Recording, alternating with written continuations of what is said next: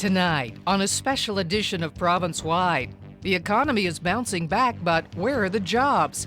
1.5 million Ontarians are out of work. We're talking to people who got the pink slip, Quite honestly, I was devastated. saw their businesses go down, You cannot imagine how you feel when you are facing extinction. but are reinventing themselves. I don't have to answer to anybody, which is a wonderful thing. What you should know about career planning, starting a business, and coping with job loss. On location at Kitchener City Hall, a CTV Town Hall special. Starting over, Life After Downsizing. Here now, CTV's Daiene Vernile. Well, we keep hearing the recession is over. The economy is showing some modest signs of growth. That's the good news, but here's the bad news. Tens of thousands of people in Ontario who lost their jobs in the past year are still out of work. If that should happen to you, how would you cope? That's what we are asking a panel of experts. Is there an inside track to finding a good job? What about retraining? Or maybe you're tired of working for someone else and you want to start your own business. We hope to cover a lot of ground tonight. We begin with a look at what it's like to get that pink slip. Deborah Conway says she never saw it coming. Quite honestly, I was devastated. It's very painful to go through, and it's scary. You don't know what you're going to do next. The 43-year-old single mom, an account technician at Skills Canada, became a casualty of restructuring. I was basically told that my skill level and my education did not meet the requirements that were needed by the organization. For Klaus Schiermacher, a tool and die worker at the former Kitchener Frame auto parts maker, he knew the plant was closing, but it didn't make it any easier. It doesn't really sink in till the very end when things started to quiet down and then it eventually closed. It was impactful for sure, to say the least. While Klaus and Deborah lost their jobs, Joan Fisk lost a long-time family business. You cannot imagine how you feel when you are facing extinction. Joan headed textile company Tiger Brand, which in the 80s numbered 1,400 employees at their Cambridge plant.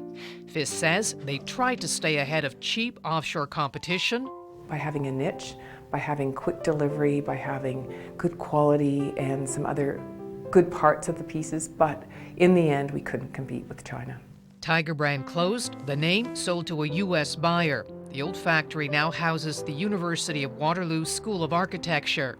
And after a few years of contract work, Joan has started a new career as the president and CEO of the KW Chamber of Commerce. So as I was the president of a manufacturing business, it gives me a lot of insight into some of our members who are manufacturing based and who have been going through transition as well. Reflecting on those difficult years, Joan says she learned an important lesson. You have to stand up, shoulders back, as my father would say, and move forward. And that's what I had to do that, and it was hard. So, Joan Fisk, whether you're an executive like you or whether you're a factory worker, how do you stay positive when something like this happens to you? You have to look forward, you can't look back. One of the things that's important when you do lose a job is to not blame yourself and to take a positive attitude about your self-worth. It's a hard thing to do. It's actually going against the grain of your inner soul to not feel sorry for yourself, but you have to do that. You have to, as I say, keep your chin up, move forward, and start to take a look at your worth and what other skills you might have that might be in an industry that's not quite the same as what you were in before. Sitting beside you is Patricia Polischuk-Diver. You are a career coach with Knightsbridge. Yes. Your company provides counseling for people who have lost their jobs. Many people want to get right out there and they start looking online, on the internet. They're going for these online jobs. A lot of students will do this when they graduate from college or university. You say that this is pretty much a waste of time. Absolutely. If they're not taking a look at what the skills they have to offer an employer and what the types of jobs that they're applying to, they're not going to be matching their application to the job description. So it really is a waste of time because there's so much volume out there because of the online searches. It's just noise and they're going to get missed because they're not targeting their application. Now, you say that there is a hidden job market out there. Absolutely. Where are these jobs that are hiding? Well, they've gone underground because of the economy especially. A lot more companies are looking to their own employees to refer people to them. Individuals who've worked with somebody at another company or people that they know, they're going to trust that referral as opposed to an application coming in cold from a job board or a recruiter. What if you get that all-important interview? What should you do? What's the most important thing? The first thing you want to do is look at the job description, look at what it entails, and then start to say, what are some stories that I can provide to the employer or to the interviewer that's going to show that I've got the skills that they're looking for? Here's what I've done in the past. And what we always tell our clients is the only predictor that an employer has about how you'll perform in the future is based on what you've done in the past. So if you haven't told them how successful you've been in the past, they're not going to know. So by preparing those star stories about how well you've done or a situation that you've handled, that will be very, very effective. A very big worry for many people when they lose their jobs is money. And Doug Hoyes, you know all about that. You're a chartered accountant and a licensed trustee in bankruptcy. Give us a typical profile of a person you've seen this past year who has lost their job. The average person we deal with would be perhaps between the ages of 35 and 55. They've worked at the same job for a number of years. Things were going pretty well. They assumed they would be at that job forever, and then something happened. Competition from offshore, something went wrong. They ended up losing the job, and it was a big shock to them. Unfortunately, while they were working, they had purchased a house, they had a car, they had a lot of monthly expenses related to that. They thought they would be able to service those debts, and then when they lose their job, boom, now they got a real big problem. Well, considering there isn't a weekly paycheck coming in anymore, I mean, do they need to make lifestyle changes? Absolutely. I think the number one thing you got to do is start cutting your expenses. You can't have the fancy car, the fancy house. You probably don't need 500 channels on your TV, 73 different features on your cell phone, your mobile device, and so on. Make a budget, take a look at everything you can cut right away. If your expenses are lower, you don't need as much income to get back on track. Some people might get a payout, whether it's a few $1,000s or something more substantial. What do you recommend they do with that money? Again, you need to take stock. If you have no debt at all and you've got a payout, great, talk to a financial planner and invest the money. Most people we meet with, of course, they've got credit card debt, car loans, mortgages, and so on.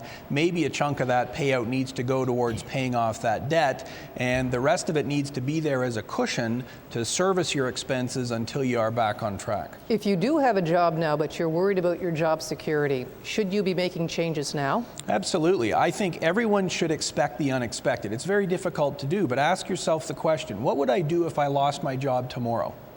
Do I already have a resume that's fresh? Have I already done, am I constantly networking? Maybe I've got a part-time job. Maybe I've got a business on the side. Am I always looking forward?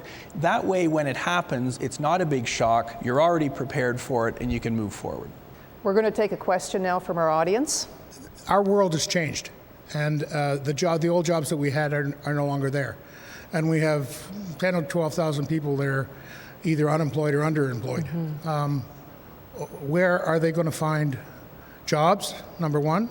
And number two, are they being trained for the jobs of the future? I think that we all know we live in a region of people without jobs and jobs without people. So one of the things that's interesting is finding the jobs that are available and finding a way to see if you could match. And by the way, even if you don't think you match a job, sometimes you actually do. Your skill set that you might have used in manufacturing can be used in all kinds of other ways, especially inventory control and management. I think that one of the things to do is to look outside your comfort zone and maybe take a job that you didn't think that you were so qualified for, but definitely go and apply for a job that you didn't think you had the skills for. Well, still ahead, there are lots of programs out there to help you find a new career or even start a business. You're going to hear how some people are making use of these. Maybe they could help you. On location at Kitchener City Hall, Starting Over, Life After Downsizing returns after a short break. On location at Kitchener City Hall, welcome back to a province-wide special, Starting Over, Life After Downsizing. Here again is CTV's Daiene Vernile. Once you get past the shock and perhaps even the anger of losing your job, the next step is to figure out how you're going to earn money again. One thing we keep hearing is that Ontario needs more skilled workers. So, for many, it's back to school to upgrade skills. Linda Hostrauser, a laid-off machine operator, is taking an essential skills literacy class. I hope I can make it. It's an emotional time for Linda, who hopes this class will give her the skills to one day become a hairdresser. It's giving me another chance to work. Linda is lucky to get into this class. Since the recession hit, they can hardly keep up with the demand. For example, last year, on average, we had 266 people waiting each month to get into the 7 literacy organizations across Waterloo, Wellington. It's the same story at the Second Careers program at Conestoga College. In the height of the recession, we saw a lot of individuals from the manufacturing sector. The government-sponsored program helps laid-off workers improve their skills or train for another career. We'd initially targeted about 20,000 workers. The demand has been so strong that right now we've added another 8,000, so we're looking at around 28,000 or 29,000 by the end of March. Remember Deborah Conway, the downsized account technician? She's taking a business course. I would like to go back to the accounting field, only this time I will have the education needed to pursue those goals. And Klaus Schiermacher, the 50-year-old laid-off tool and die worker, is studying online for a new career as a job counselor. I'm hoping that with a little bit of luck, that everything will turn out well and something will eventually open up for me. One person who was a very strong advocate for the Second Careers program is John Tibbetts. He's the president of Conestoga College. So you had about 100 students at the start, now you're up to about 1,000. What does that tell you?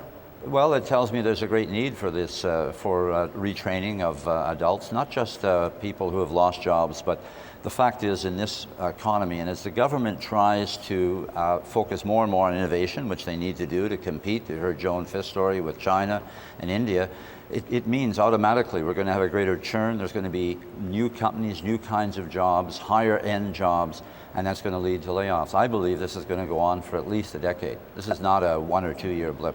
The province changed the rules, though, on being able to get into this program. What do you think of that? Well, I think that's short-sighted. I think the eligibility criteria should not have been modified. I think it could be more sophisticated as far as who pays. In other words, who pays and how much. If you look in the post-secondary, there's OSAP loans. People have to pay back at a certain point. Some people don't. Depends on your personal wealth and well-being. So I think they need to get beyond that. I mean, we could probably take in now at least 10 times the number of students in second career if those eligibility requirements were reduced. Well, Lil Premchuk, you are the person who runs this program at Conestoga College. You're the manager. What is your success rate of students who take classes and then those who find jobs afterward? Our success rate overall averages about 94 to 95%. And that's been over the last 15 years. And we've had great success with the second career students who are coming out and finding employment fairly quickly. And beside you is Tara Butler. And Tara, I want to ask you a few questions. You took a class there. What in particular did you study? I took a program by the name of Process Quality Engineering. How long did that last? It was a 6-month program. So you graduated, and did you find a job? I did. I found work within 2.5 weeks. Would you say the program was good? It worked for you? It was very successful, and the majority of the stuff I learned in the program I will utilize in my position today. Well, maybe you've had enough of working for someone else and you want to start your own business. Part of the reason we're here on location at Kitchener City Hall is that you will find a small business center on the main floor. Chris Farrell isn't surprised that traffic is way up at the region's 3 small business centers. A 20% increase, a total of 14,000 people last year coming in to get advice on starting a business. They've worked for somebody, they've worked hard, they put a lot of energy into that job, and when they lose their job, they feel like, well, I can do that myself. Trudy Vizentine, a graphic designer, came to that conclusion after losing her job. And instead of busting my butt for someone else's profit, I could actually gain from my own hard work. With help from the center, she put together a business plan, started networking, and got so busy she even hired staff.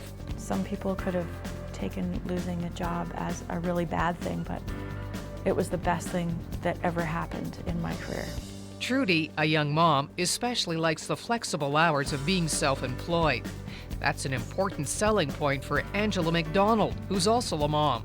Her new career as an alternative health practitioner couldn't be more different than her previous position as a geological engineer at a Waterloo company.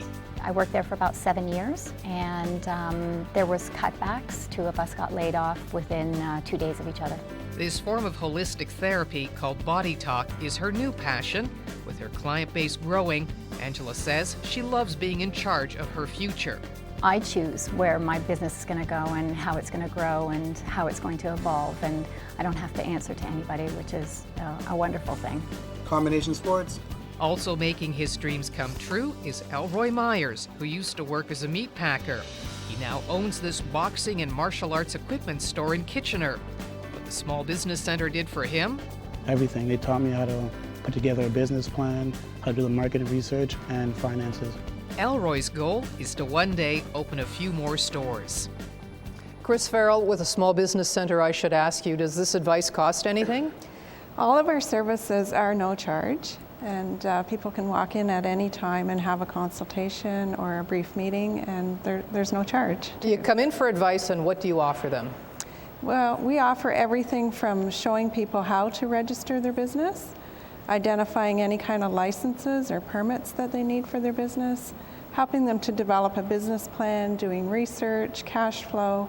Our one-on-one consultations are very valuable for people because they get to brainstorm their ideas and get that down on paper to develop a plan. I would imagine having the startup cash is a big hurdle for many people. Do you help with that? We do. We have a few programs that we can help with that. We have two youth programs where we can help young people to start businesses and point them in the right direction for financing for their business. Have you noticed that you're a lot busier this year? We're very busy. We've seen a 17% increase in intake this year, so it's been very busy. And we have another question now from our audience. In the next 20 years, we've got to increase the number of people who have some sort of post-secondary credential from 60% of our population to 77%. And I'm thinking, how do all of us in the community, not just educators, how are we going to influence government to make that investment? We do have a prior learning experience. I mean, unfortunately, one of the problems that we found is that some of the basic literacy, numeracy, and technical skills with some of the unemployed, not all of them, but that was a huge issue just to get around that. But secondly, I think we need to promote education, and we have some people doing that in this community, but we need to do it in a broader base. Almost all the jobs, any job at RIM and ComDev, et cetera, requires post-secondary right now. And here's another question. I've retrained, and this is open to anybody who wants to answer. I went to Conestoga College to upgrade my accounting skills. The wheelchair is an issue. Our community is not as accessible as it perhaps could be. What do you suggest that people do in the situation where they are looking for work, but the accessibility is not there? How do they translate that to a career? Again, I don't mean to harken back to the networking, but it's so important to be able to talk to employers, to ask that question, and to talk to people who've been successful in getting those opportunities and working around the obstacles. Well, still ahead, you've heard advice on how to make plans to go after your dreams, but what if you can't get past what many people feel after being fired, and that is anger and depression? We've got advice from an expert. On location at Kitchener City Hall, Starting Over, Life After Downsizing returns. Starting Over, Life After Downsizing, a province-wide special, returns on location at Kitchener City Hall. Here again is CTV's Daiene Vernile. There's a whole range of emotions a person will feel when they lose their job: shock, disbelief, and anger. Many companies do provide counseling to help downsized employees cope. They know all about this at Kitchener's Mosaic Counseling and Family Services. This past year, they've seen a big increase in the number of clients asking for post-downsizing support. Counselors guide people through the emotions of job loss while offering coping techniques. Peter Fisher is the Director of Clinical Services with Mosaic. Peter, typically what kind of reactions do you see in people when they've been told that they're losing their job? Well, the first thing that happens is people don't believe that it's happening to them. And they really, when you hear the words, job loss, downsize, plant closure, people go into shock, really. And they have to understand that it's a loss, a major loss. It's one of the most stressful things that can happen to anybody in their life. So what's the first thing that they should do? What advice do you give them? Well, we say to them, understand what's happening to you. You're going to go through a process of grieving or loss. You're going to go through a variety of emotions initially, and you need to take some time to understand what's happening. You're not going crazy. The world hasn't come to an end. You are going to come through this. You're going to reorganize your life. There will be resources and help. But you are going through a very difficult time, and it will affect you physically, emotionally, and psychologically. You say that they should get a plan. What's in that plan? Well, the plan is a lot about self-care initially, to understand what's happening to them, and then to start developing the plan for changing their life. What if you can't get past that grief and depression? Well, certainly that happens for probably a small percentage of the people that are going through this. But that's where you need to seek out some help. And often people will, first of all, start by talking to their doctor, and they may be going through a depression or, severe anxiety, and then maybe seek out professional counseling help. And you visit them a month later, right? Absolutely. We will, when we meet with people, we'll meet with them a couple of times and help them start to develop that plan of reorganizing their life and work through that with them for a period of time. Well, still ahead, some final thoughts from our panel of experts and how you can get more information on tonight's show. Starting over, Life After Downsizing, a province-wide special, returns after this break. On location at Kitchener City Hall, Starting Over, Life After Downsizing, a province-wide special. Well, you've heard some people say tonight that losing their job seemed like the end of the world. You've also heard others say that it was the best thing that ever happened to them. So with that in mind, I'm going to ask our panel for some final comments, some final advice for people who are looking for work. I would say believe in yourself. You will get through this reorganizing of your life, and you will come out of this perhaps even a better person with greater opportunities for yourself. If you're the kind of person who wants to be your own boss, I think all ideas are explorable. They may not be viable, but I think they should be explored, and we can help with that. I think you need to do a really honest assessment of your skills and try to build up the gaps in your skill sets. I think you should expect the unexpected. You never know when a job change is going to happen. If you're prepared for it, if you're looking forward to it, then you'll be able to weather the storm. I think if you understand how the job market is working now and the importance of building relationships and asking for help and accepting it, you'll be able to manage your career much more effectively moving forward. And don't stop working. There's lots of volunteer opportunities out there, and you never know who you're going to meet, and you have a lot of fun doing it, and you meet a whole new set of people. So don't stop working, just get out there and keep moving forward. Now, if you want to read more information on Starting Over, you can go to our website at swo.ctv.ca. Click on the province-wide icon at the bottom of the page, and you'll find useful information mentioned in tonight's show.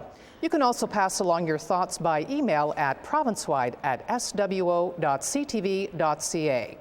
Well, thanks to our panelists for all their insights tonight, to the folks here at Kitchener City Hall for allowing us to use their facility, to the CTV crew for all of their hard work, and to you at home for watching. Good night.